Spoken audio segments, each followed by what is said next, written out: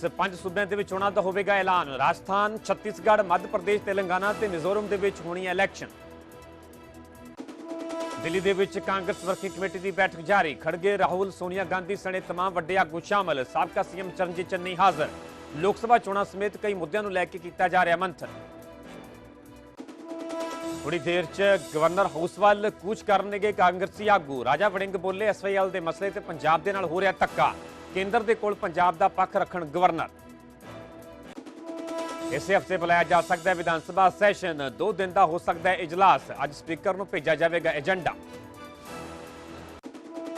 ਸੁਖਪਾਲ ਸਿੰਘ ਖਹਿਰਾ ਦੀ petition ਤੇ ਪੰਜਾਬ ਸਰਕਾਰ ਨੂੰ ਨੋਟਿਸ। ਹਾਈ ਕੋਰਟ ਨੇ ਕੱਲ ਤੱਕ ਜਵਾਬ ਦਾਖਲ ਕਰਨ ਦੇ ਲਈ ਕਿਹਾ। ਖਹਿਰਾ ਨੇ ਆਪਣੀ ਗ੍ਰਿਫਤਾਰੀ ਨੂੰ ਦੱਸਿਆ ਹੈ ਗੈਰ ਕਾਨੂੰਨੀ।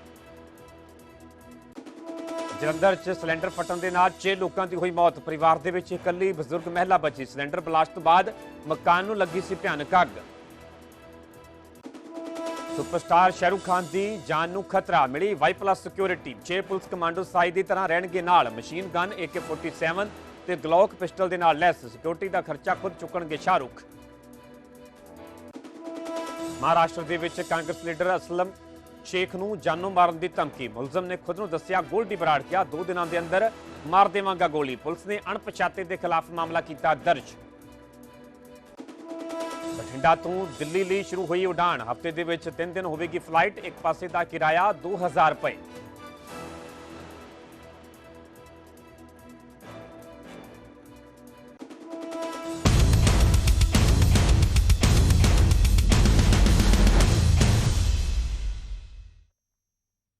ਸਤਿ ਸ਼੍ਰੀ ਅਕਾਲ, ਤੁਸੀਂ ਵੇਖ ਰਹੇ ਹੋ ਨਿਊਜ਼ 18 ਪੰਜਾਬ ਹਰਿਆਣਾ। ਮੈਂ ਪਰਮਿੰਦਰ ਸਿੰਘ ਤੇਜਾ। ਸਾਰੇ ਦਰਸ਼ਕਾਂ ਦਾ ਬੁਲੇਟਿਨ ਸਵਾਗਤ ਹੈ। ਸਭ ਤੋਂ ਪਹਿਲਾਂ ਗੱਲ ਹੋਵੇਗੀ ਐਸਵਾਈਐਲ ਦੇ ਮੁੱਦੇ ਦੀ, ਜਿਸ ਨੂੰ ਲੈ ਕੇ ਪੰਜਾਬ ਦੇ ਵਿੱਚ ਸਿਆਸੀ ਘਮਸਾਨ ਲਗਾਤਾਰ ਜਾਰੀ ਹੈ। ਐਸਵਾਈਐਲ ਤੇ ਚੰਡੀਗੜ੍ਹ ਦੇ ਵਿੱਚ ਪੰਜਾਬ ਕਾਂਗਰਸ ਦੇ ਵੱਲੋਂ ਵੱਡਾ ਪ੍ਰਦਰਸ਼ਨ ਕੀਤਾ ਜਾ ਰਿਹਾ। ਥੋੜੀ ਦੇਰ ਦੇ ਵਿੱਚ ਗਵਰਨਰ ਹਾਊਸ ਦੇ ਵੱਲ ਕਾਂਗਰਸੀ ਆਗੂ ਕੂਚ ਕਰਨਗੇ। ਰਾਜਾ ਵੜਿੰਗ, ਪ੍ਰਤਾਪ ਸਿੰਘ ਬਾਜਵਾ ਦੀ ਅਗਵਾਈ ਦੇ ਦਰਸਲੇ ਪ੍ਰਦਰਸ਼ਨ ਕੀਤਾ ਜਾ ਰਿਹਾ ਹੈ। ਐਸਵਾਈਐਲ ਦੇ ਮਸਲੇ ਤੇ ਪੰਜਾਬ ਦੇ ਨਾਲ ਧੱਕਾ ਹੋ ਰਿਹਾ। ਰਾਜਾ ਵੜਿੰਗ ਦੇ ਵੱਲੋਂ ਵੀ ਇਲਜ਼ਾਮ ਲਗਾਏ ਗਏ ਨੇ, ਵੀ ਕਿਹਾ ਗਿਆ ਹੈ ਕਿ ਐਸਵਾਈਐਲ ਦੇ ਮਸਲੇ ਤੇ ਪੰਜਾਬ ਦੇ ਨਾਲ ਧੱਕਾ ਹੋ ਰਿਹਾ। ਐਸਵਾਈਐਲ ਦੇ ਨਾਲ ਪੰਜਾਬ ਦੇ ਹਾਲਾਤ ਖਰਾਬ ਹੋਣਗੇ। ਰਾਜਾ ਵੜਿੰਗ ਦੇ ਲਈ ਵੀ ਕਿਹਾ ਗਿਆ ਹੈ ਕਿ ਐਸਵਾਈਐਲ ਦੇ ਨਾਲ ਪੰਜਾਬ ਦੇ ਹਾਲਾਤ ਖਰਾਬ ਹੋ ਜਾਣਗੇ। ਗਵਰਨਰ ਸਾਹਿਬ ਨੂੰ ਪੰਜਾਬ ਦੇ ਲਈ ਲੜਾਈ ਲੜਨੀ ਚਾਹੀਦੀ ਹੈ। ਗਵਰਨਰ ਐਸਵਾਈਐਲ ਮਸਲੇ ਤੇ ਕੇਂਦਰ ਦੇ ਕੋਲ ਪੰਜਾਬ ਦਾ ਪੱਖ ਰੱਖਣ। ਗਵਰਨਰ ਤੋਂ ਇਹ ਮੰਗ ਕੀਤੀ ਗਈ ਹੈ। ਸੀਐਮ ਨੇ ਧਿਆਨ ਭਟਕਾਉਣ ਦੇ ਲਈ ਚੈਲੰਜ ਕੀਤਾ। ਉੱਥੇ ਹੀ ਸੀਐਮ ਦੇ ਚੈਲੰਜ ਤੇ ਰਾਜਾ ਵੜਿੰਗ ਵੱਲੋਂ ਵੱਡਾ ਬਿਆਨ ਦਿੱਤਾ ਗਿਆ। ਉਹਨਾਂ ਦਾ ਕਹਿਣਾ ਹੈ ਕਿ ਸੀਐਮ ਨੇ ਧਿਆਨ ਭਟਕਾਉਣ ਦੇ ਲਈ ਚੈਲੰਜ ਕੀਤਾ। ਹੁਣ ਸਰਕਾਰ ਵਿਰੋਧੀਆਂ ਤੋਂ ਸਵਾਲ ਪੁੱਛੇਗੀ। 92 MLA ਤੁਹਾਡੇ ਨੇ ਤੇ ਸਵਾਲ ਤੁਹਾਡੇ ਤੋਂ ਹੋਣੇ ਚਾਹੀਦੇ ਨੇ। ਰਾਜਾ ਵੜਿੰਗ ਦੇ ਲਈ ਵੀ ਕਿਹਾ ਗਿਆ ਕਿ 92 MLA ਤੁਹਾਡੇ ਨੇ ਤੇ ਤੁਹਾਡੇ ਤੋਂ ਹੀ ਸਵਾਲ ਹੋਣੇ ਚਾਹੀਦੇ ਨੇ। ਜਵਾਬਦੇਹੀ ਸਰਕਾਰ ਦੀ ਬਣਦੀ ਹੈ। ਮੈਂ ਹਰ ਤਰ੍ਹਾਂ ਦੀ ਡਿਬੇਟ ਦੇ ਲਈ ਤਿਆਰ ਹਾਂ। ਹਾਲਾਂਕਿ ਰਾਜਾ ਵੜਿੰਗ ਦੇ ਵੱਲੋਂ ਵੀ ਕਿਹਾ ਗਿਆ ਕਿ ਹਰ ਤਰ੍ਹਾਂ ਦੀ ਡਿਬੇਟ ਦੇ ਲਈ ਤਿਆਰ ਨੇ। ਭਗਵੰਤ ਮਾਨ BJP ਦੇ ਇਸ਼ਾਰੇ ਤੇ ਕੰਮ ਕਰ ਰਹੇ ਨੇ। ਪ੍ਰਤਾਪ ਸਿੰਘ ਬਾਜਵਾ ਦੇ ਵੱਲੋਂ ਮੁੱਖ ਮੰਤਰੀ ਤੇ ਇਹ ਵੱਡੇ ਇਲਜ਼ਾਮ ਲਗਾਏ ਗਏ ਨੇ ਕਿ ਭਗਵੰਤ ਮਾਨ BJP ਦੇ ਇਸ਼ਾਰੇ ਤੇ ਕੰਮ ਕਰ ਰਹੇ ਨੇ। ਐਸਵਾਈਐਲ ਤੇ ਸੁਪਰੀਮ ਕੋਰਟ ਦੇ ਵਿੱਚ ਸਰਕਾਰ ਨੇ ਕਮਜ਼ੋਰ ਪੱਖ ਰੱਖਿਆ। ਸਰਕਾਰ ਤੇ ਕਮਜ਼ੋਰ ਪੱਖ ਰੱਖਣ ਦੇ ਵੀ ਇਲਜ਼ਾਮ ਲਗਾਏ ਨੇ। ਸੀਐਮ ਨੇ ਧਿਆਨ ਭਟਕਾਉਣ ਦੇ ਲਈ ਬਹਿਸ ਦੀ ਸ਼ਰਤ ਰੱਖੀ ਹੈ। ਪ੍ਰਤਾਪ ਸਿੰਘ ਬਾਜਵਾ ਲਈ ਵੀ ਕਿਹਾ ਗਿਆ ਚੈਲੰਜ ਵਾਲੇ ਮੁੱਦੇ ਤੇ ਚੈਲੰਜ ਵਾਲੀ ਖਬਰ ਤੇ ਕਿ ਸੀਐਮ ਨੇ ਧਿਆਨ ਭਟਕਾਉਣ ਦੇ ਲਈ ਬਹਿਸ ਦੀ ਸ਼ਰਤ ਰੱਖੀ। ਗਵਰਨਰ ਸਾਹਿਬ ਨੂੰ ਅਸੀਂ ਇਹੀ ਗੱਲ ਕਹਿਣਾ ਚਾਹੁੰਦੇ ਹਾਂ ਕਿ ਜੋ ਸੁਪਰੀਮ ਕੋਰਟ ਦੇ ਵਿੱਚ ਐਸਵਾਈਐਲ ਦੇ ਮੁੱਦਾ ਚੱਲ ਰਿਹਾ, ਉਹਦੇ ਵਿੱਚ ਅਸੀਂ ਇਹਨਾਂ ਨੂੰ ਕਲੀਅਰ ਕੱਟ ਇਹ ਗੱਲ ਕਹਿਣਾ ਚਾਹੁੰਦੇ ਹਾਂ ਕਿ ਪੰਜਾਬ ਕੋਲ ਤੁਹਾਨੂੰ ਪਤਾ ਹੈ ਕਿ ਕੋਈ ਪਾਣੀ ਹੈ ਨਹੀਂ ਜਿਹੜਾ ਅਸੀਂ ਕਿਸੇ ਨਾਲ ਸ਼ੇਅਰ ਕਰ ਸਕਦੇ। ਦੂਜੀ ਗੱਲ ਇਹ ਕਿ ਸੈਂਟਰ ਨੂੰ ਬਕਾਇਦਾ ਤੌਰ ਪੰਜਾਬੀਆਂ ਵੱਲੋਂ ਅਸੀਂ ਮੁਹਤਾਤ ਕਰਨਾ ਚਾਹੁੰਦੇ ਹਾਂ ਕਿ ਗਲਤੀ ਬਿਲਕੁਲ ਨਾ ਕਰਿਓ। ਇੱਕ ਬਲੈਂਡਰ ਹੋਏਗਾ ਜੇ ਇੱਥੇ ਜ਼ਮੀਨਾਂ ਦੀ ਇੱਕ ਵਾਰ ਫੇਰ ਤੋਂ ਐਕਵੀਜ਼ੀਸ਼ਨ ਦਾ ਕੰਮ ਇੱਥੇ ਸ਼ੁਰੂ ਕਰੋ। ਦੂਜੀ ਗੱਲ ਨਾ ਕਨਾਲ ਕਿਸੇ ਨੇ ਬੰਦ ਇਹ ਪੰਜਾਬ ਨੂੰ ਡਿਸਟਰਬ ਨਾ ਕੀਤਾ ਜਾਏ, ਕਿਉਂਕਿ ਪੰਜਾਬ ਇੱਕ ਬਾਰਡਰ ਦਾ ਸੂਬਾ ਹੈ, ਬਹੁਤ ਇੰਪੋਰਟੈਂਟ ਹੈ। ਪੰਜਾਬ ਐਗਰੀਕਲਚਰ ਬੇਸਡ ਹੈ। ਸਾਡੇ ਕੋਲ ਇੰਟਰਨੈਸ਼ਨਲ ਕਾਨੂੰਨਾਂ ਮੁਤਾਬਕ ਵੀ ਇਹ ਗੱਲ ਕਲੀਅਰ ਹੈ ਤੇ ਨੈਸ਼ਨਲ ਕਾਨੂੰਨ ਮੁਤਾਬਕ ਵੀ ਕਿ ਸਾਡੇ ਬੇਸਨ 'ਚ ਜਿੰਨਾ ਕੁ ਪਾਣੀ ਉਹਦੇ 'ਚ ਇਹ ਹੈ ਕਿ ਪਹਿਲੇ ਬੇਸਨ ਆਪਣਾ ਪਾਣੀ ਇਸਤੇਮਾਲ ਕਰੇ, ਜੇ ਐਕਸਟਰਾ ਹੋਏ ਤਾਂ ਸ਼ੇਅਰ ਕਰ ਸਕਦਾ ਹੈ। 50 ਸਾਲ ਪਹਿਲੇ ਜਿੰਨਾ ਕੁ ਪਾਣੀ ਹੈ ਅਸੀਂ ਆਲਰੇਡੀ ਹਰਿਆਣਾ ਤੇ ਰਾਜਸਥਾਨ ਨਾਲ ਸ਼ੇਅਰ ਕਰ ਚੁੱਕੇ ਹਾਂ। ਸੋ ਥੋੜੀ ਦੇਰ ਦੇ ਵਿੱਚ ਪੰਜਾਬ ਕਾਂਗਰਸ ਦੇ ਵੱਲੋਂ ਗਵਰਨਰ ਹਾਊਸ ਵੱਲ ਕੂਚ ਕੀਤਾ ਜਾਵੇਗਾ। ਪੰਜਾਬ ਕਾਂਗਰਸ ਭਵਨ ਤੋਂ ਲੈ ਕੇ ਗਵਰਨਰ ਹਾਊਸ ਤੱਕ ਮਾਰਚ ਕੱਢਿਆ ਜਾਵੇਗਾ ਤੇ ਇਸ ਦੌਰਾਨ ਪ੍ਰਤਾਪ ਸਿੰਘ ਬਾਜਵਾ ਤੇ ਰਾਜਾ ਵੜਿੰਗ ਦੇ ਵੱਲੋਂ ਐਸਵਾਈਐਲ ਦੇ ਮੁੱਦੇ ਤੇ ਵੱਡਾ ਬਿਆਨ ਵੀ ਦਿੱਤਾ ਗਿਆ। ਪੰਜਾਬ ਕਾਂਗਰਸ ਦੇ ਪ੍ਰਧਾਨ ਰਾਜਾ ਵੜਿੰਗ ਦਾ ਕਹਿਣਾ ਹੈ ਕਿ ਗਵਰਨਰ ਐਸਵਾਈਐਲ ਮਸਲੇ ਤੇ ਕੇਂਦਰ ਦੇ ਕੋਲ ਪੰਜਾਬ ਦਾ ਪੱਖ ਰੱਖਣ। ਸੀਐਮ ਨੇ ਧਿਆਨ ਭਟਕਾਉਣ ਦੇ ਲਈ ਚੈਲੰਜ ਕੀਤਾ। ਦਰਅਸਲ ਕੱਲ੍ਹ ਹੀ ਮੁੱਖ ਮੰਤਰੀ ਮਾਨ ਤੋਂ ਟਵੀਟ ਕਰਦੇ ਵਿਰੋਧੀ ਧਿਰਾਂ ਨੂੰ ਚੈਲੰਜ ਕੀਤਾ ਜਾਂਦਾ ਹੈ। 1 ਨਵੰਬਰ ਪੰਜਾਬ ਦਿਵਸ ਵਾਲਾ ਦਿਨ ਜਿਹੜਾ ਕਿ ਮੁਕਰਰ ਕੀਤਾ ਜਾਂਦਾ ਹੈ, ਖੁੱਲੀ ਬਹਿਸ ਦੀ ਚੁਣੌਤੀ ਦਿੱਤੀ ਜਾਂਦੀ ਹੈ ਪੰਜਾਬ ਦੇ ਵੱਖ-ਵੱਖ ਮਸਲਿਆਂ ਨੂੰ ਲੈ ਕੇ, ਮੁੱਦਿਆਂ ਨੂੰ ਲੈ ਕੇ ਤੇ ਇਸ ਨੂੰ ਲੈ ਕੇ ਵੀ ਰਾਜਾ ਵੜਿੰਗ ਦਾ ਵੱਡਾ ਬਿਆਨ ਸਾਹਮਣੇ ਆਉਂਦਾ। ਕਹਿਣਾ ਕਿ ਸੀਐਮ ਨੇ ਧਿਆਨ ਭਟਕਾਉਣ ਦੇ ਲਈ ਚੈਲੰਜ ਕੀਤਾ ਹੈ। ਹੁਣ ਸਰਕਾਰ ਵਿਰੋਧੀਆਂ ਤੋਂ ਸਵਾਲ ਪੁੱਛੇਗੀ। 92 ਐਮਐਲਏ ਤੁਹਾਡੇ ਨੇ ਤੇ ਸਵਾਲ ਤੁਹਾਡੇ ਤੋਂ ਹੋਣੇ ਚਾਹੀਦੇ ਨੇ। ਜਵਾਬਦੇਹੀ ਸਰਕਾਰ ਦੀ ਬਣਦੀ ਹੈ। ਰਾਜਾ ਵੜਿੰਗ ਨੇ ਇਹ ਵੀ ਵੱਡਾ ਇਲਜ਼ਾਮ ਲਗਾਇਆ ਹੈ। ਸੋ ਐਸਵਾਈਐਲ ਦੇ ਮੁੱਦੇ ਤੇ ਸਿਆਸੀ ਘਮਸਾਨ ਲਗਾਤਾਰ ਜਾਰੀ ਹੈ। ਪਿਛਲੇ ਦਿਨਾਂ ਦੀ ਗੱਲ ਕੀਤੀ ਜਾਵੇ ਤਾਂ ਪੰਜਾਬ ਬੀਜੇਪੀ ਵੱਲੋਂ ਚੰਡੀਗੜ੍ਹ ਦੇ ਵਿੱਚ ਪ੍ਰਦਰਸ਼ਨ ਕੀਤਾ ਜਾਂਦਾ। ਸੀਐਮ ਰਿਹਾਇਸ਼ ਦਾ ਘਿਰਾਓ ਕਰਨ ਦੀ ਕੋਸ਼ਿਸ਼ ਕੀਤੀ ਜਾਂਦੀ ਹੈ। ਇਸ ਤੋਂ ਇਲਾਵਾ ਸ਼੍ਰੋਮਣੀ ਅਕਾਲੀ ਦਲ ਦੇ ਵਫਦ ਦੇ ਵੱਲੋਂ ਗਵਰਨਰ ਦੇ ਨਾਲ ਮੁਲਾਕਾਤ ਕੀਤੀ ਜਾਂਦੀ ਹੈ। ਐਸਵਾਈਐਲ ਦਾ ਮੁੱਦਾ ਚੁੱਕਿਆ ਜਾਂਦਾ ਹੈ ਕਿ ਅੱਜ ਪੰਜਾਬ ਕਾਂਗਰਸ ਦੇ ਵੱਲੋਂ ਚੰਡੀਗੜ੍ਹ ਦੇ ਵਿੱਚ ਮਾਰਚ ਕੱਢਿਆ ਜਾ ਰਿਹਾ, ਪ੍ਰਦਰਸ਼ਨ ਕੀਤਾ ਜਾ ਰਿਹਾ। ਥੋੜੀ ਦੇਰ ਦੇ ਵਿੱਚ ਗਵਰਨਰ ਹਾਊਸ ਵੱਲ ਕੂਚ ਕੀਤਾ ਜਾਵੇਗਾ। ਸੋ ਐਸਵਾਈਐਲ ਦਾ ਮੁੱਦਾ ਲਗਾਤਾਰ ਭਖਦਾ ਹੋਇਆ ਸਾਫ਼ ਤੌਰ ਤੇ ਨਜ਼ਰ ਆ ਰਿਹਾ ਹੈ, ਕਿਉਂਕਿ ਪਿਛਲੇ ਦਿਨੀ ਸੁਪਰੀਮ ਕੋਰਟ ਦੇ ਵੱਲੋਂ ਸਖਤ ਟਿੱਪਣੀ ਕੀਤੀ ਗਈ ਕਿ ਇਸ ਤੇ ਕੋਈ ਫੈਸਲਾ ਲਿਆ ਜਾਵੇ, ਸਰਵੇ ਦੀ ਪ੍ਰਕਿਰਿਆ ਸ਼ੁਰੂ ਕੀਤੀ ਜਾਵੇ, ਸਾਨੂੰ ਸਖਤ ਫੈਸਲਾ ਲੈਣ ਦੇ ਲਈ ਮਜਬੂਰ ਨਾ ਕੀਤਾ ਜਾਵੇ। ਤਾਂ ਉਸ ਤੋਂ ਬਾਅਦ ਚ ਲਗਾਤਾਰ ਘਮਸਾਨ ਹੁੰਦਾ ਨਜ਼ਰ ਆ ਰਿਹਾ। जिस प्रकार ਦੀਆਂ ਜ਼ਾਸਤੀਆਂ ਪਿਛਲੇ ਸਮੇਂ ਤੋਂ ਸੈਂਟਰ ਸਰਕਾਰ ਵੱਲੋਂ ਨਿਰੰਤਰ ਹੋ ਰਹੀਆਂ, ਚਾਹੇ ਉਹ ਬਿਆਸ ਭਾਖੜਾ ਡੈਮ ਦੇ ਚੇਅਰਮੈਨ ਨੂੰ ਲੈ ਕੇ ਹੋਵੇ, ਚਾਹੇ ਤੁਸੀਂ ਚੰਡੀਗੜ੍ਹ ਨੂੰ ਦੇ ਵਿੱਚ ਹਰਿਆਣਾ ਨੂੰ ਵਿਧਾਨ ਸਭਾ ਦੇ ਕੇ ਹੋਵੇ, ਚਾਹੇ ਮੈਂ ਸਮਝਦਾ ਕਿ ਐਸਵਾਈਐਲ ਦਾ ਜਿਹੜਾ ਬਹੁਤ ਵੱਡਾ ਮੁੱਦਾ ਹੈ, ਤੁਸੀਂ ਜਿਹੜੀ ਮੈਂ ਸਮਝਦਾ ਕਿ ਫੈਡਰਲ ਢਾਂਚੇ ਦੀਆਂ ਧੱਜੀਆਂ ਉਡਾ ਕੇ ਤੁਸੀਂ ਉਹ ਆਪ ਦੀ ਜ਼ਿੰਮੇਵਾਰੀ ਤੋਂ ਭੱਜਦਿਆਂ ਹੋਇਆਂ ਤੁਸੀਂ ਸੁਪਰੀਮ ਕੋਰਟ ਦੇ ਹਵਾਲੇ ਕਰਤਾ। ਜਿਹੜਾ ਫੈਸਲਾ ਉਹਨਾਂ ਨੂੰ ਲੈਣਾ ਚਾਹੀਦਾ ਸੀ ਉਹ ਸੁਪਰੀਮ ਕੋਰਟ ਹਵਾਲੇ ਕਰਤਾ। ਔਰ ਜਦੋਂ ਉਹਨਾਂ ਨੂੰ ਸੁਪਰੀਮ ਕੋਰਟ ਦੀ ਕੋਈ ਗੱਲ ਨਹੀਂ ਚੰਗੀ ਲੱਗਦੀ ਫਿਰ ਆਰਡੀਨੈਂਸ ਪਾ ਲਿਆ ਕੇ ਫਿਰ ਉਹਨੂੰ ਰੱਦ ਕਰ ਦਿੰਦੇ। ਮੇਰੇ ਕਹਿਣ ਦਾ ਮਤਲਬ ਸਦੀਆਂ ਤੋਂ ਪੰਜਾਬ ਨਾਲ ਵਿਤਕਰਾ ਹੁੰਦਾ ਆ ਰਿਹਾ ਹੈ। ਇਹ ਇੱਕ ਗਹਿਰੀ ਸਾਜ਼ਿਸ਼ ਹੈ ਸੈਂਟਰ ਦੀ। ਆਰਐਸਐਸ ਦੀ ਵਿਚਾਰਧਾਰਾ ਇਸ ਪ੍ਰਦੇਸ਼ ਤੇ ਪੂਰੇ ਦੇਸ਼ 'ਚ ਰਾਜ ਕਰ ਸਕਦਾ ਹੈ, ਭਾਜਪਾ ਪੂਰੇ ਦੇਸ਼, ਲੇਕਿਨ ਪੰਜਾਬ ਆ ਕੇ ਫੇਲ ਹੋ ਜਾਂਦੀ ਹੈ। ਉਹਨਾਂ ਦੇ ਮਨ ਦੇ ਵਿੱਚ ਪੰਜਾਬ ਉਹਨਾਂ ਦੀ ਅੱਖ 'ਚ ਰੜਕਦਾ। ਉਹਨਾਂ ਨੂੰ ਲੱਗਦਾ ਕਿ ਜੇ ਅਸੀਂ ਪੰਜਾਬ ਦੇ ਲੋਕਾਂ ਨੂੰ ਆਰਥਿਕ ਕਮਜ਼ੋਰ ਕਰ ਲਾਂਗੇ ਤੇ ਫਿਰ ਅਸੀਂ ਗੋਡਿਆਂ ਭਾਰ ਕਰ ਲਾਂਗੇ। ਸੋ ਮੈਂ ਕਹਿਣਾ ਚਾਹੁੰਦਾ ਅੱਗ ਨਾਲ ਨਾ ਖੇਲੋ, ਬਹੁਤ ਕਤਲੇਆਮ ਹੋਏਗਾ। ਅੱਗੇ ਵੀ ਇੱਕ ਵਾਰੀ ਸ਼ੁਰੂਆਤ ਹੋਈ ਸੀ ਨਹਿਰ ਬਣਨ ਵਾਸਤੇ, ਤੇ ਜਦੋਂ ਸ਼ੁਰੂਆਤ ਹੋਈ ਸੀ ਤੇ ਫਿਰ ਉਹ ਹਾਲ ਹੋਇਆ, ਤੁਸੀਂ ਦੇਖਿਆ ਹੋਣਾ ਫਿਰ ਕੀ ਕਤਲੇਆਮ ਹੋਇਆ, ਫਿਰ ਖੂਨ ਖਰਾਬਾ ਹੋਇਆ। ਅਸੀਂ ਨਹੀਂ ਚਾਹੁੰਦੇ ਕਿ ਪੰਜਾਬ ਦੇ ਵਿੱਚ ਇਸ ਤਰ੍ਹਾਂ ਦੀ ਕੋਈ ਹਾਲਾਤ ਪੈਦਾ ਹੋਣ। ਸੈਂਟਰ ਨੂੰ ਇਮੀਡੀਏਟ ਇੰਟਰਵੀਨ ਕਰਨਾ ਚਾਹੀਦਾ। ਕਸਟੋਡੀਅਨ ਹੈ ਗਵਰਨਰ ਸਾਹਿਬ, ਦੌਰਾ ਤਾਂ ਕਰਦੇ ਆ ਬਾਰਡਰ ਦਾ, ਕਦੇ ਕਦੇ ਸਵਾਲ ਵੀ ਕਰਨੇ ਚਾਹੀਦੇ। ਅਸੀਂ ਉਹਨਾਂ ਦੇ ਨਾਲ ਹੈ ਇਸ ਗੱਲ ਤੇ, ਲੇਕਿਨ ਇਸ ਮੁੱਦੇ ਤੇ ਕਿਉਂ ਚੁੱਪ ਹੈ ਗਵਰਨਰ ਸਾਹਿਬ?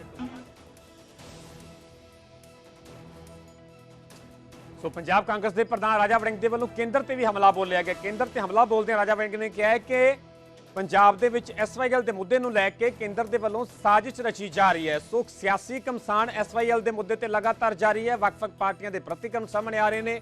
ਚੰਡੀਗੜ੍ਹ ਦੇ ਵਿੱਚ ਆ ਕੇ ਪ੍ਰਦਰਸ਼ਨ ਕੀਤਾ ਜਾ ਰਿਹਾ ਤੇ ਇਸ ਦੇ ਵਿਚਾਲੇ ਪੰਜਾਬ ਕਾਂਗਰਸ ਦੇ ਵੱਲੋਂ ਥੋੜੀ ਦੇਰ ਦੇ ਵਿੱਚ ਗਵਰਨਰ ਹਾਊਸ ਵੱਲ ਕੂਚ ਕੀਤਾ ਜਾਵੇਗਾ। ਸਿੱਧਾ ਰੁਕ ਕਰਦੇ ਹਾਂ ਗਰਾਊਂਡ ਜ਼ੀਰੋ ਦਾ, ਚੰਡੀਗੜ੍ਹ ਦਾ ਪੰਜਾਬ ਕਾਂਗਰਸ ਭਵਨ ਤੋਂ ਮੇਰੇ ਸਹਿਯੋਗੀ ਅਮਨ ਭਾਰਦਵਾਜ ਲਾਈਵ ਜੁੜ ਚੁੱਕੇ ਨੇ।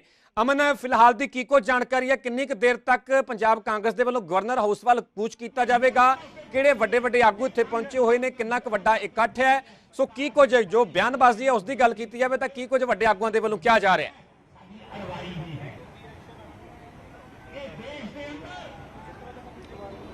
ਪਰਮਿੰਦਰ, ਦੇਖੋ ਸਭ ਤੋਂ ਪਹਿਲਾਂ ਤਸਵੀਰਾਂ ਗਰਾਊਂਡ ਦੀਆਂ ਨੇ। ਕਾਂਗਰਸ ਦਫ਼ਤਰ ਸੈਕਟਰ 15 ਦੀ ਤਸਵੀਰ ਹੈ, ਕਿਉਂਕਿ ਇੱਥੇ 10:30 ਵਜੇ ਦੀ ਕਾਲ ਦਿੱਤੀ ਗਈ ਸੀ ਕਿ ਕਾਂਗਰਸ ਇਕੱਠ ਕਰੇਗੀ ਔਰ ਇਕੱਠ ਜਿੰਨੇ ਪੰਜਾਬ ਦੇ ਜ਼ਿਲ੍ਹੇ ਨੇ ਉਹਨਾਂ ਦੇ ਜ਼ਿਲ੍ਹਾ ਪ੍ਰਧਾਨ ਨੇ ਕਾਂਗਰਸ ਦੇ, ਉਹਨਾਂ ਵੱਲੋਂ ਆਪਣੇ ਵਰਕਰਾਂ ਦੇ ਨਾਲ, ਮੁੱਖ ਆਗੂਆਂ ਦੇ ਨਾਲ ਜ਼ਿਲ੍ਹਿਆਂ 'ਚੋਂ ਇੱਥੇ ਪਹੁੰਚੇ ਨੇ। ਔਰ ਜਿੰਨੀ ਕਾਂਗਰਸ ਦੀ ਸਟੇਟ ਦੀ ਲੀਡਰਸ਼ਿਪ ਹੈ, ਜਿਸ 'ਚ ਪ੍ਰਧਾਨ CLP ਲੀਡਰ ਵਿਧਾਨ ਸਭਾ ਦੇ ਔਰ ਖਾਸ ਕਰਕੇ ਉਸ ਤੋਂ ਇਲਾਵਾ ਜਿਹੜੀ ਲੀਡਰਸ਼ਿਪ ਹੈ ਕਾਂਗਰਸ ਦੀ, ਪੁਰਾਣੇ ਮੰਤਰੀ ਨੇ, ਸਾਬਕਾ ਵਿਧਾਇਕ, ਮੌਜੂਦਾ ਵਿਧਾਇਕ, ਉਹ ਇੱਥੇ ਮੌਜੂਦ ਨੇ। ਤੁਹਾਨੂੰ ਸਟੇਜ ਤੇ ਨਜ਼ਰ ਆਏਗਾ SYL ਦਾ ਹੱਥ ਬੋਰਡ ਫੜ ਕੇ ਰਾਜਾ ਵੜਿੰਗ ਜਿਹੜੇ ਨੇ ਉਹ ਮੌਜੂਦ ਨੇ। ਰਾਜਾ ਵੜਿੰਗ ਦੇ ਨਾਲ ਰਾਣਾ ਗੁਰਜੀਤ, ਰਾਣਾ KP ਇਸ ਵੇਲੇ ਬੋਲ ਰਹੇ ਨੇ ਔਰ ਨਾਲ ਹੀ ਤੁਸੀਂ ਦੇਖੋ ਵਿਧਾਇਕ ਜਿਹੜੇ GP ਰਹੇ ਉਹ, ਔਰ ਉਸ ਤੋਂ ਇਲਾਵਾ ਪਟਿਆਲਾ ਹਲਕੇ ਦੇ ਜਿਹੜੇ ਵਿਧਾਇਕ ਰਹੇ ਸੀ ਉਹ ਤਾਂ ਜਿੰਨੇ ਇਹ ਕਾਂਗਰਸ ਦੀ ਲੀਡਰਸ਼ਿਪ ਆ ਉਹ ਇੱਥੇ ਮੌਜੂਦ ਹੈ ਔਰ ਇਹ ਸੈਕਟਰ 15 ਕਾਂਗਰਸ ਦਫ਼ਤਰ ਦੇ ਬਾਹਰ ਦੀਆਂ ਤਸਵੀਰਾਂ ਹੈ। SYL ਦੇ ਮਸਲੇ ਤੇ ਖਾਸ ਕਰਕੇ ਜਿਹੜਾ ਹੈ ਉਹ ਵਿਰੋਧ ਪ੍ਰਦਰਸ਼ਨ ਕੀਤਾ ਜਾ ਰਿਹਾ ਹੈ ਕਿਉਂਕਿ ਜੋ 4 ਦਿਨ ਪਹਿਲਾਂ ਹੋਇਆ 3 ਤੋਂ 4 ਦਿਨ ਪਹਿਲਾਂ ਜੋ ਤਸਵੀਰ ਬਣੀ ਹੈ ਪੂਰੀ ਪੰਜਾਬ ਦੇ ਅੰਦਰ ਜੋ ਪੋਲੀਟੀਕਲ ਸਿਨੈਰੀਓ ਉਸ ਤੇ ਹਰ ਪਾਰਟੀ ਜਿਹੜੀ ਹੈ ਉਹ ਆਪਣਾ ਵਿਰੋਧ ਦਰਜ ਕਰਵਾ ਰਹੀ ਸੀ। ਲੇਕਿਨ ਕੱਲ ਜੋ ਮੁੱਖ ਮੰਤਰੀ ਵੱਲੋਂ ਟਵੀਟ ਕੀਤਾ ਗਿਆ ਉਸ ਦੇ ਅੰਦਰ ਸੱਦਾ ਦਿੱਤਾ ਗਿਆ ਕਿ ਰਾਜਾ ਵੜਿੰਗ ਜਾਂ ਪ੍ਰਤਾਪ ਬਾਜਵਾ ਉਸ ਤੋਂ ਇਲਾਵਾ ਬਾਕੀ ਪਾਰਟੀਆਂ ਦੇ ਪ੍ਰਧਾਨ ਜਿਵੇਂ BJP ਦੇ ਸੁਨੀਲ ਜਾਖੜ, ਅਕਾਲੀ ਦਲ ਦੇ ਸੁਖਬੀਰ ਬਾਦਲ ਉਹ ਆਣ 1 ਨਵੰਬਰ ਨੂੰ ਆ ਕੇ ਡਿਬੇਟ ਕਰਨ ਇਸ ਹਰ ਮਸਲੇ ਤੇ ਜਿਹੜਾ ਹੈ ਉਹ ਜਵਾਬ ਦੇਣ ਤਾਂ ਉਸ ਤੋਂ ਬਾਅਦ ਸਿਆਸਤ ਕਿਤੇ ਨਾ ਕਿਤੇ ਭਖੀ। ਲੇਕਿਨ ਕਾਂਗਰਸ ਇਹ ਜ਼ਰੂਰ ਹੈ ਕਿ ਪਹਿਲੀ ਪਾਰਟੀ ਹੈ ਜਿਹੜੀ ਗਵਰਨਰ ਹਾਊਸ ਦੇ ਵੱਲ ਕੂਚ ਕਰ ਰਹੀ ਹੈ ਜਾਂ ਗਵਰਨਰ ਤੋਂ ਪਹਿਲਾਂ ਮੰਗ ਕਰ ਰਹੀ ਹੈ ਰਾਦਰ ਦੇਨ ਕਿ ਜੇ ਮੁੱਖ ਮੰਤਰੀ ਆਵਾਸ ਵੱਲ ਜਾਣ ਦੀ ਬਜਾਏ ਤਾਂ ਜਿਸ ਦਾ ਕਾਰਨ ਇਹ ਕਹਿ ਰਹੇ ਨੇ ਕਿ BJP ਜਿਹੜੀ ਹੈ ਉਹ ਖਾਸ ਕਰਕੇ ਸਾਜ਼ਿਸ਼ ਰਚ ਰਹੀ ਹੈ। ਜੋ ਕਾਂਗਰਸ ਦਾ ਆਰੋਪ ਹੈ ਕਿ BJP ਦੀ ਔਰ ਆਮ ਆਦਮੀ ਪਾਰਟੀ ਦੀ ਕਿਤੇ ਨਾ ਕਿਤੇ ਸਾਜ਼ਿਸ਼ ਹੈ ਉਸ ਤਹਿਤ ਇਹ ਸਭ ਕੁਝ ਸੁਪਰੀਮ ਕੋਰਟ ਦੇ ਜ਼ਰੀਏ ਕਰਵਾਇਆ ਜਾ ਰਿਹਾ ਹੈ। ਤਾਂ ਇਹ ਕਾਰਨ ਹੈ ਕਿ ਇੱਥੇ ਕਿਉਂਕਿ ਜਿਹੜੇ ਅੱਖਾਂ ਤੇ ਕੰਨ ਇੱਕ ਤਰੀਕੇ ਦੇ ਜਿਹੜੇ ਕਿ ਸੈਂਟਰਲ ਗਵਰਨਮੈਂਟ ਦੇ ਨੇ ਉਹ ਗਵਰਨਰ ਨੇ ਤਾਂ ਉਹਨਾਂ ਤੱਕ ਇਹ ਮੈਸੇਜ ਪਹੁੰਚੇ ਕਿ ਇਹ ਇਸ਼ੂ ਤੇ ਉਹ ਬਾਕੀ ਇਸ਼ੂਜ਼ ਤੇ ਤਾਂ ਗਵਰਨਰ ਬੋਲਦੇ ਨੇ ਤਾਂ ਕਿਆ ਇਸ ਇਸ਼ੂ ਤੇ ਉਹ ਬੋਲਣਗੇ, ਇੰਟਰਵੀਨ ਕਰਨਗੇ